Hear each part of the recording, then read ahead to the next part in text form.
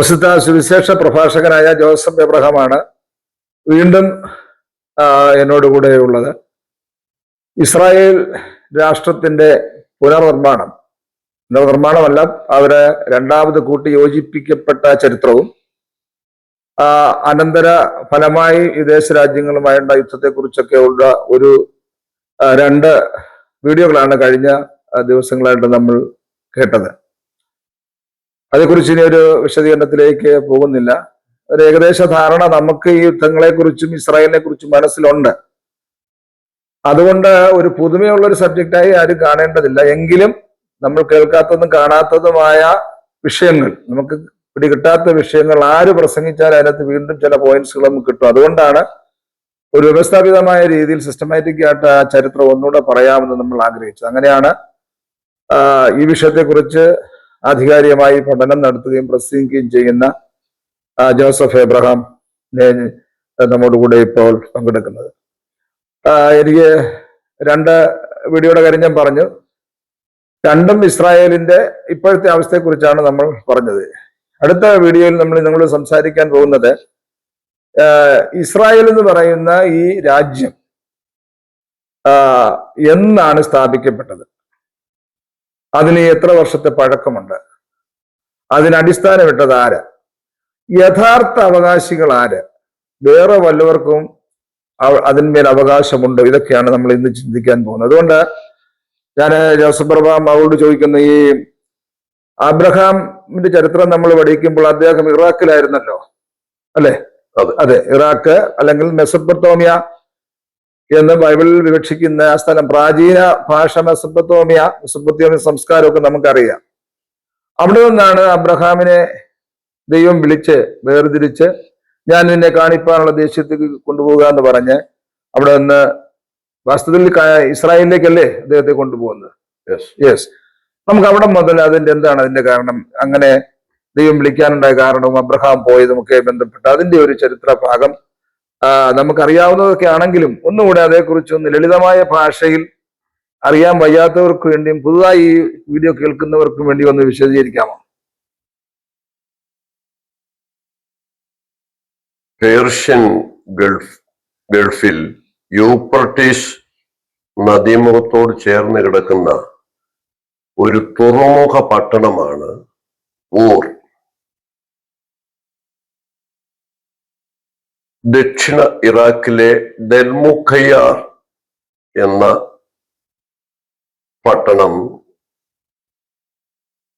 പട്ടണവും ഇതിനോട് ചേർന്ന് തന്നെ കിടക്കുന്നു. അവിടെ നിന്നാണ് ദൈവം അബ്രഹാമിന് പ്രത്യക്ഷനായി ഞാൻ നിന്നെ കാണിപ്പാനിരിക്കുന്ന ദേശത്തേക്ക് പോവുക എന്ന് പറഞ്ഞ് ഇറാഖിൽ നിന്നും അബ്രഹാമിനെ ഖനാൻ നാട്ടിലേക്ക് കൊണ്ടുവരികയായിരുന്നു. അങ്ങനെ ഖനാൻ നാട്ടിൽ എത്തിയ അബ്രഹാം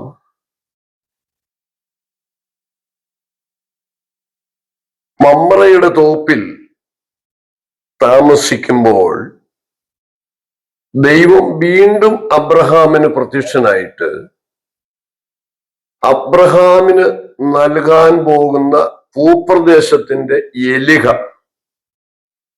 അബ്രഹാമിനോട് പറഞ്ഞു. അന്ന് യഹോവ അബ്രഹാമിനോട് വീണ്ടും ഒരു നിയമം ചെയ്തു എന്ന് ബൈബിൾ പറയുന്നു.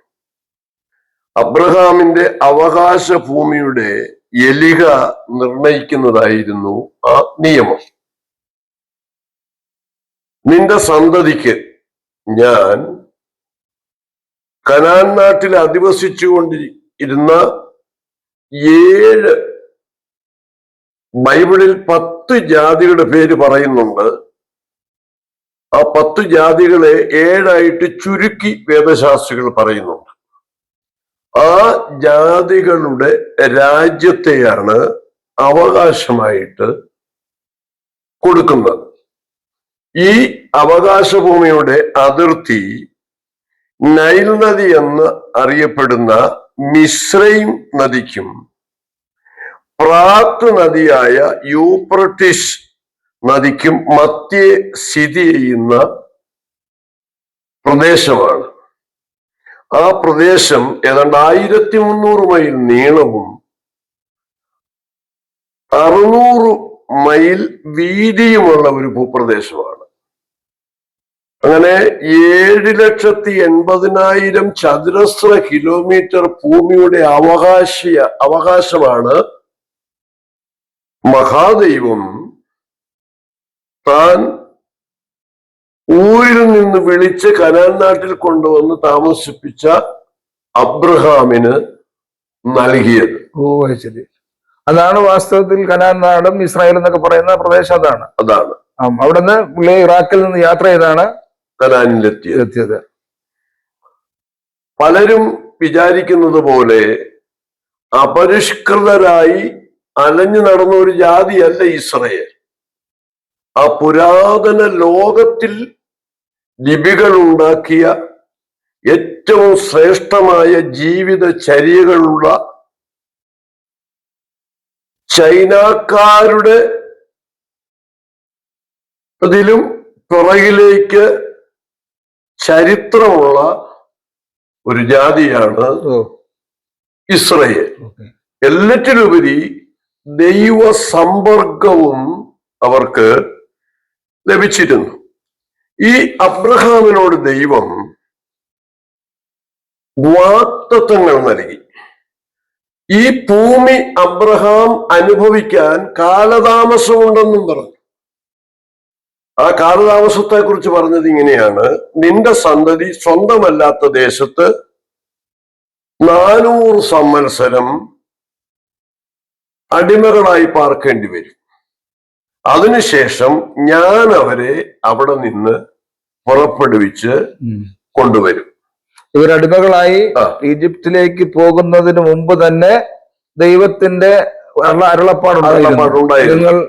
നിങ്ങൾ പ്രവാസികളല്ലേ, പിടിക്കപ്പെട്ടവരായി നിന്റെ സന്തതി സ്വന്തമല്ലാത്ത ദേശത്ത് അടിമകളായി പാർക്കും എന്ന് അബ്രഹാമിനോട് ദൈവം വാക്ക് പറഞ്ഞിരുന്നു.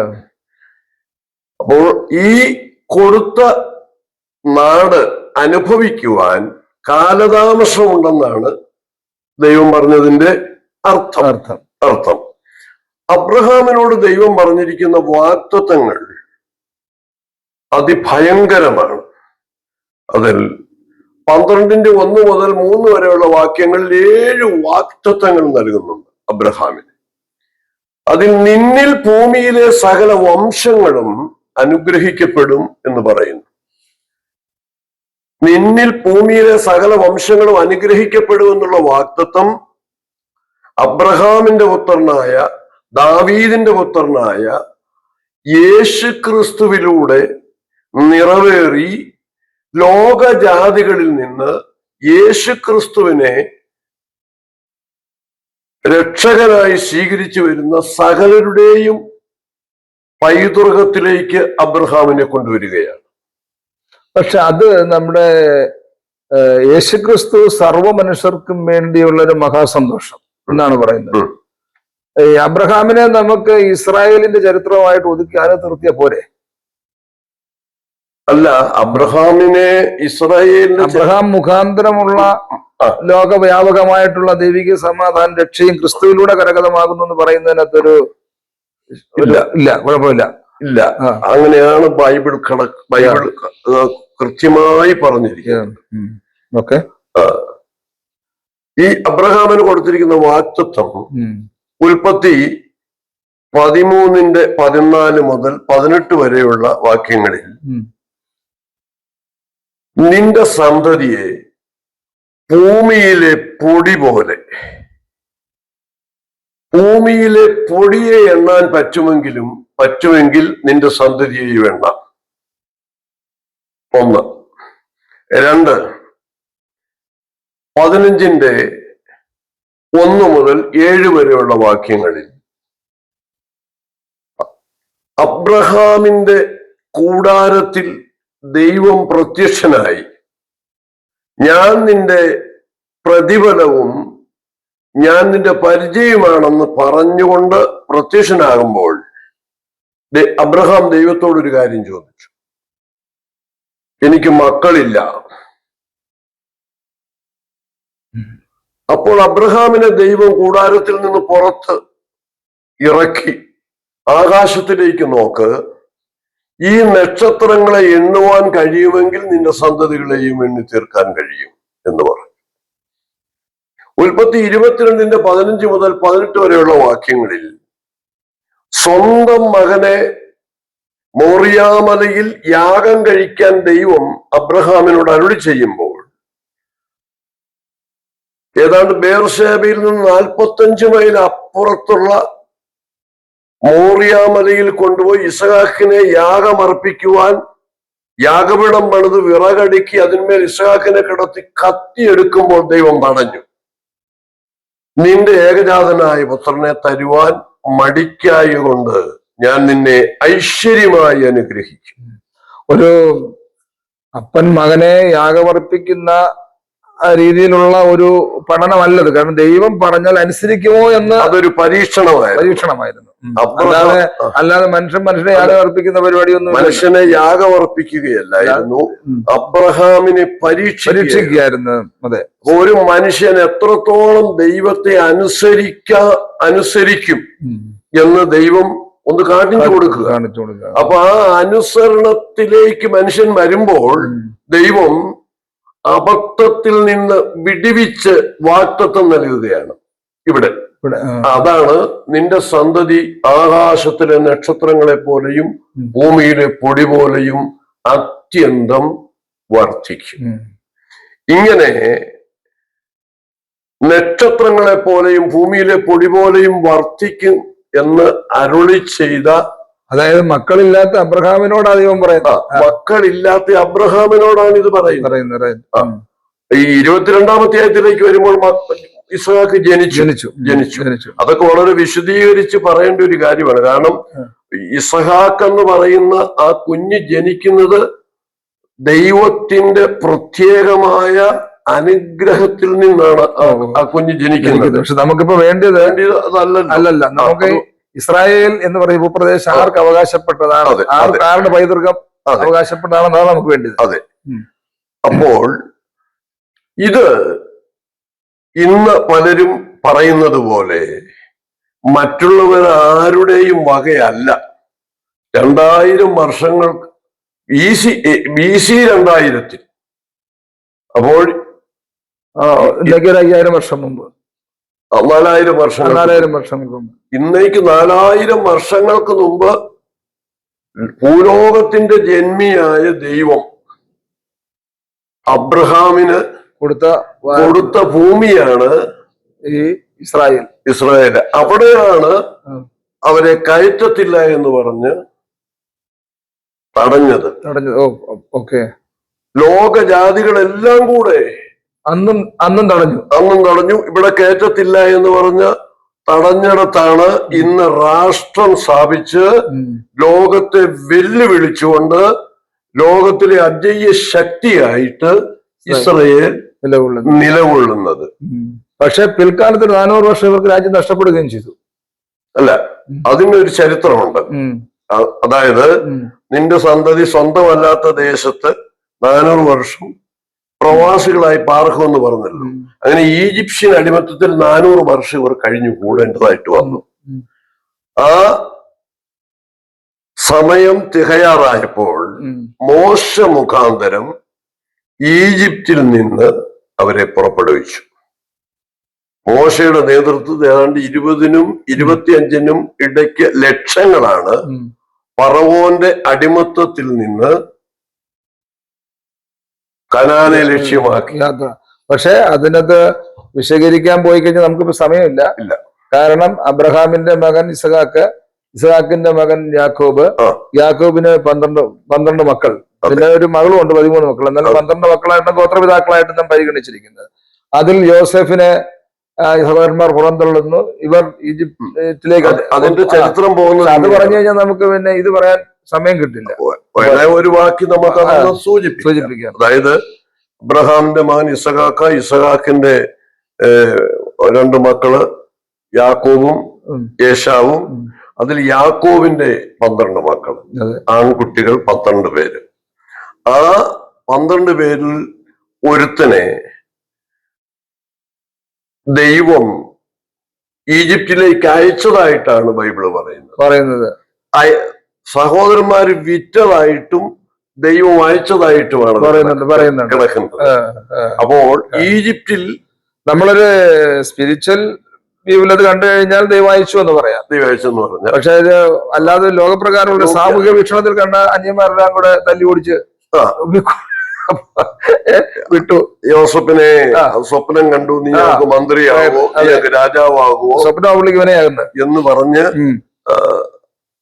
ഈജിപ്തിലേക്ക് വിൽക്കുക. അങ്ങനെയാണ് ഈജിപ്തിലേക്ക് ഇവര് പോയി അവിടെ പ്രവാസികളാകുന്നത്. ഈജിപ്തിലേക്ക് വിറ്റു. ഈജിപ്തിലെ ഒരു പറവോയുടെ പ്രവാസികളെന്ന് തന്നെ പറയാമല്ലേ, അവിടെ അടിമകളായിട്ട്, അതായത് അവരെ വിറ്റു. യോസഫ് അവിടെ ചെന്ന് മന്ത്രിയായി. അതും ഒരു വലിയ കഥയാണ്, പക്ഷെ അത് നമുക്ക് വിരിക്കാൻ സമയമില്ല. മന്ത്രിയായതിനു ശേഷമാണ് ഇവര് ചെല്ലുന്നത്. എല്ലാവർക്കും അറിയാവുന്ന വിഷയമാണ്. നമുക്ക് ഇസ്രായേലാണ് വിഷയം. ഭൂപ്രകൃതി ആരുടെയാണെന്ന്, ഭൂമി ആരുടെയാണെന്നുള്ളതാണ് നമ്മുടെ വിഷയം. അതുകൊണ്ട് അതിലേക്ക് കിടക്കണ്ട. അപ്പോൾ അങ്ങനെ അവരെ തിരിച്ച് കനാൻ നാട്ടിലേക്ക് കൊണ്ടുവരികയാണ്.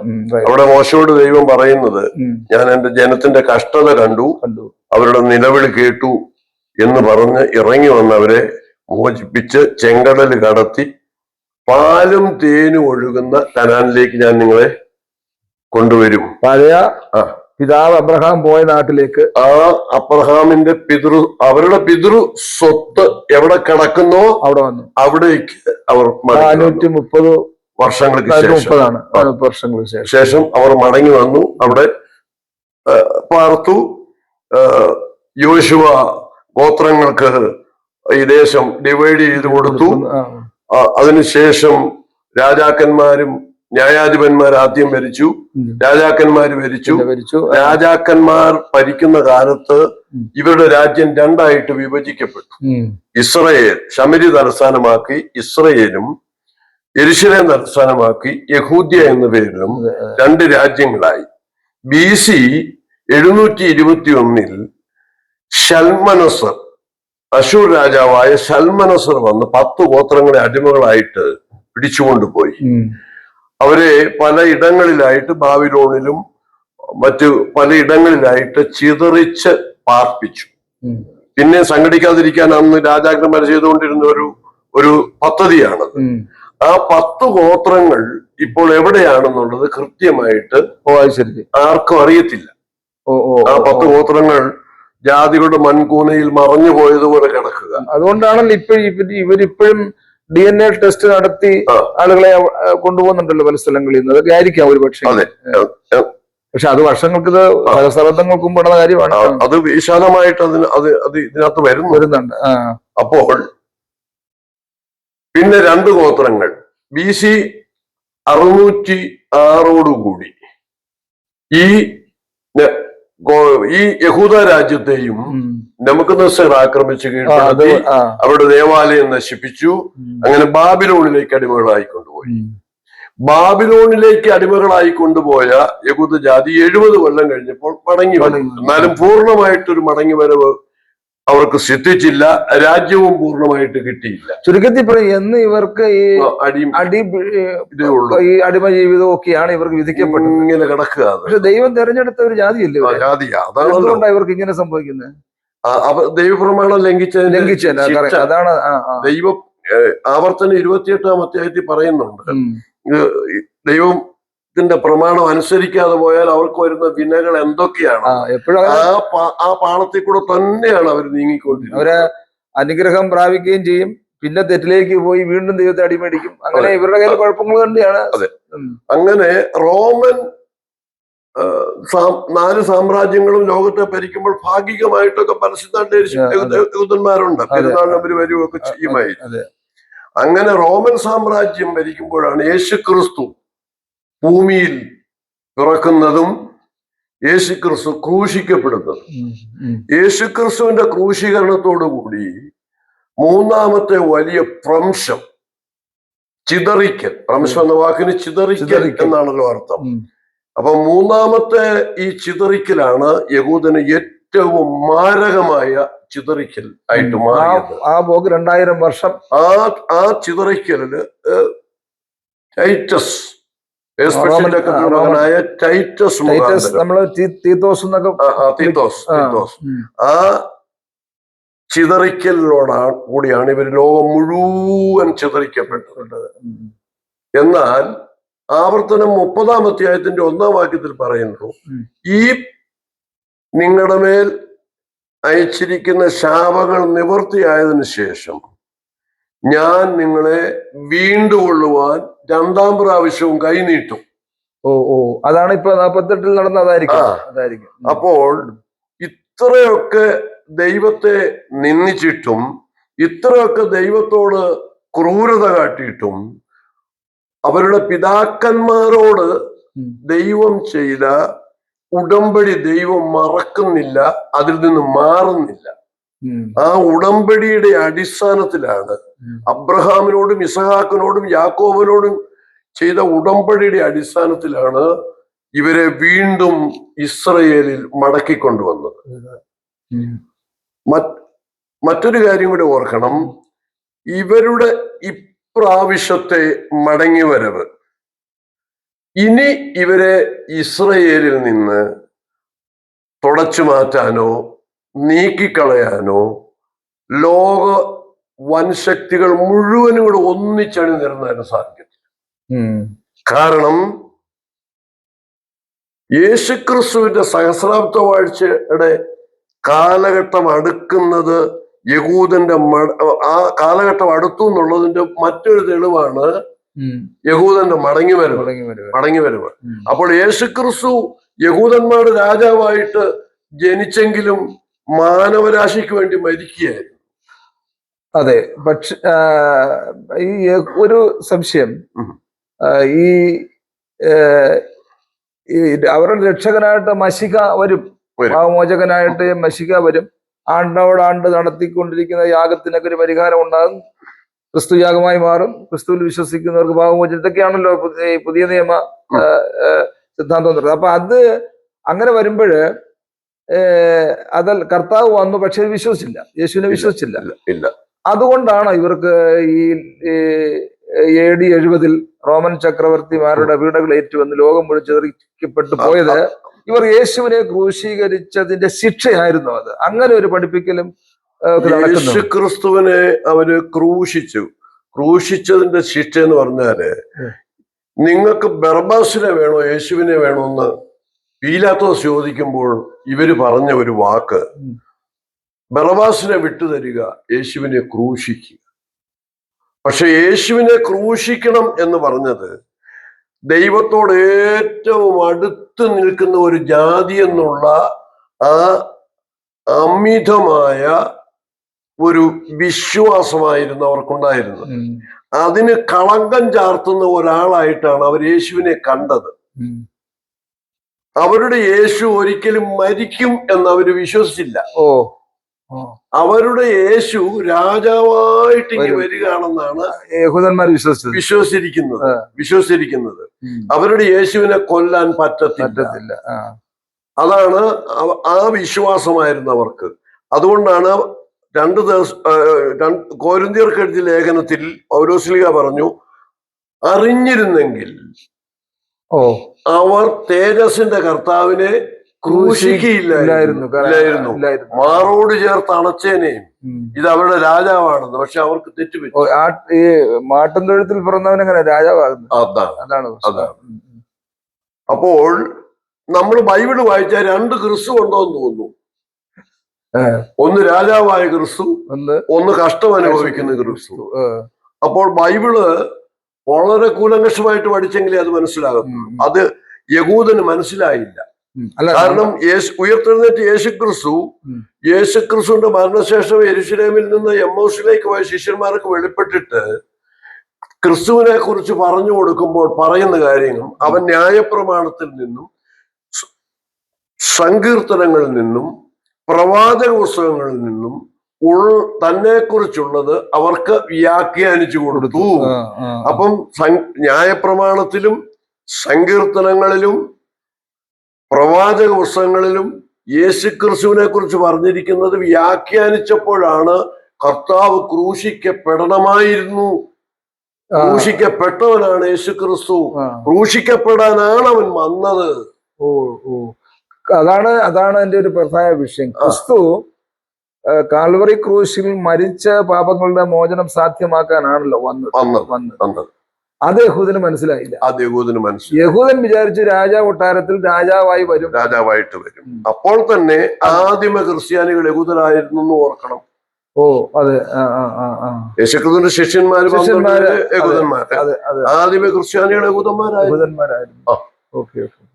യെരുശലേം ക്രൂസൈഡ് മുതൽ അങ്ങോട്ട് പെരുകിക്കൊണ്ടിരുന്നവരെല്ലാം ക്രിസ്ത്യാനികളായിരുന്നു, യഹൂദന്മാരായിരുന്നു, ക്രിസ്ത്യാനികളായിരുന്നു. അപ്പോൾ അങ്ങനെ അവിടെ രാജാവായി വന്ന ക്രൈസ്റ്റ് രാജകൊട്ടാരത്തിൽ പിറക്കുമെന്ന് വിശ്വസിക്കാതെ അങ്ങനെ ആണ് അവര് വാസ്തവത്തിൽ ക്രിസ്തു മരിക്കാൻ പാപങ്ങളുടെ മോചനത്തിനായിട്ട് മരിക്കും. അതെ, ആണ്ടോടാണ്ടുള്ള യാഗങ്ങളുടെ ബലിതർപ്പണങ്ങൾ ഇല്ലാതാക്കി മനുഷ്യവർഗത്തിന് വേണ്ടി ക്രിസ്തു യാഗമായി തീരുന്നു. ആ ക്രിസ്തുവിൽ വിശ്വസിച്ചാൽ പാപമോചനം. ഇത്രയേ ഉള്ളൂ. അത് യാഹൂദിന് മനസ്സിലായില്ല. അതാണ് സംഭവിച്ചു പോയത്. ഏതായാലും നമ്മൾ പറഞ്ഞു വന്നത് അബ്രഹാമിന്റെ ചരിത്രമാണ്. അബ്രഹാമിൻ ദൈവം വാഗ്ദത്തം കൊടുത്ത സ്ഥലത്ത് നിന്നവർക്ക് പല സ്ഥലങ്ങളിൽ മാറി മാറി പോകേണ്ടി വന്നു. എന്നും കഷ്ടപ്പാടും ഓട്ടവുമാണ് അവരുടെ ജോലി. എന്നിട്ട് അവസാനം അവർക്ക് 1948 ആ രാജ്യം തിരിച്ചു കിട്ടി. അതാണ് നമ്മൾ പറഞ്ഞു വന്നത്. അപ്പോൾ നമുക്കിനി അടുത്ത് പറയേണ്ട ഒരു കാര്യം, ക്രിസ്തുവിന്റെ രണ്ടാമത്തെ വരവിൽ യഹൂദന്റെ അവസ്ഥ എന്തായിത്തീരും, അത് നമുക്ക് അടുത്ത വീഡിയോയിൽ നമുക്ക് കേൾക്കാവുന്നതാണ്. എല്ലാവർക്കും നമസ്കാരം.